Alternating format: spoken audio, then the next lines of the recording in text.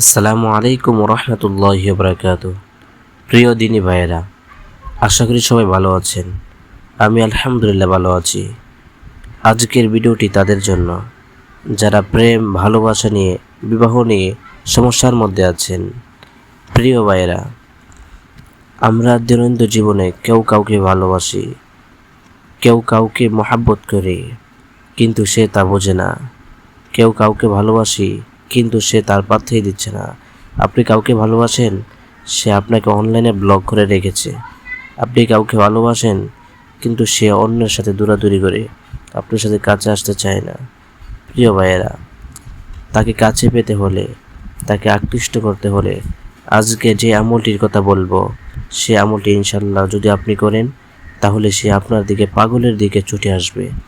প্রিয় ভাইয়েরা, এই আমলটি আরও অনেক কাজের জন্য ব্যবহৃত হয়। যেমন ধরেন, কোনো বাবা মা যদি ছেলের প্রতি এই আমলটি করে, কিংবা যদি শ্বশুর শাশুড়ির জন্য করে, কিংবা কারো স্ত্রী যদি তার অবাধ্য হয়ে যায়, কথা শুনতে চায় না, তার দূরত্বে থাকে, তাহলে তাকে কাছে আসার জন্য, বশ করার জন্য এই আমলটি করতে পারেন। প্রিয় ভাইয়েরা, আপনার মহাব্বতের মানুষ আপনার কথা শুনতেছে না, আপনার থেকে দূরে দূরে থাকতে চায়, তাকে আপনি কাছে আনতে হলে এই আমলটি করেন, ইনশাআল্লাহ তার কাজে দিবে। প্রিয় ভাইয়েরা, এই আমলটি করার জন্য কিছু নিয়ম নীতি রয়েছে, আমি তা ভিডিওর শেষে বলে দিব। প্রিয় ভাইয়েরা, এর জন্য কিছু শর্ত রয়েছে। শর্ত হচ্ছে, আপনি 5 ওয়াক্ত নামাজ জামাতের সাথে আদায় করতে হবে, মিথ্যা কথা ছেড়তে হবে, এবং হালাল রিজিক আপনি খেতে হবে, হালাল খাবার খেতে হবে। তাহলে আপনার এই আমলটি কাজে দেবে, আমলটি সাকসেসফুল হবে। প্রিয় ভাইয়েরা, আমলটি করার জন্য আপনার কিছু সময়ের প্রয়োজন হবে এবং ধৈর্য সহকারে আমলগুলো করতে হবে। 1 সপ্তাহ যাবত আমলটি করলে ইনশাআল্লাহ এটি পরীক্ষিত একটি আমল।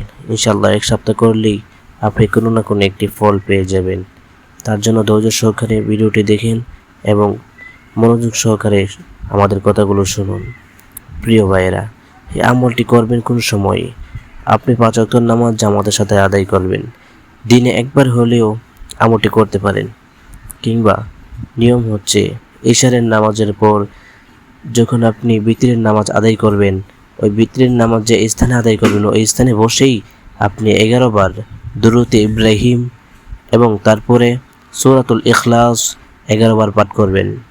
তারপরে আপনি যাকে আপনি কাছে পেতে চান, তাকে স্মরণ করে, তার নাম উল্লেখ করে আপনি আল্লাহর দরবারে দোয়া করবেন, তার জন্য কান্নাকাটি করবেন। তবে এটা যেন হালাল পন্থাই হয়, তাকে বিয়ে করার কিংবা অন্য কোনো ভালো কাজের জন্য হয়, কিন্তু খারাপ কাজের জন্য ব্যবহার করলে কিন্তু তা ফল পাওয়া যাবে না। প্রিয় ভাইয়েরা, তার নাম নিয়ে দোয়া করবেন। তারপর দোয়া শেষ করে আবার দুরূদে ইব্রাহিম 11 বার পাঠ করবেন। তা হচ্ছে বিতিরের নামাজের পর যে স্থানে বসা থাকবেন, ওই স্থানে বসা অবস্থায়, তারপর ওই স্থান থেকে উঠবেন। এভাবে যদি আপনি 1 সপ্তাহ যাবৎ আমলটি করেন, ইনশাআল্লাহ এটি একটি পরীক্ষিত আমল, এর দ্বারা আপনি উপকৃত হইবেন। যারা করেছে তারা অনেকে উপকৃত হয়েছে।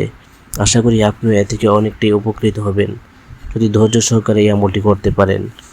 আপনার দৈনন্দিন জীবনে সুখ আসবে, আপনার প্রিয় মানুষটি আপনার কাছে চলে আসবে, আপনি যাকে মহাব্বত করছেন সে আপনার প্রতি পাগলের মতো ছুটে আসবে, সে বশ হয়ে যাবে, আপনাকে যারা যেন কিছুই বুঝবে না।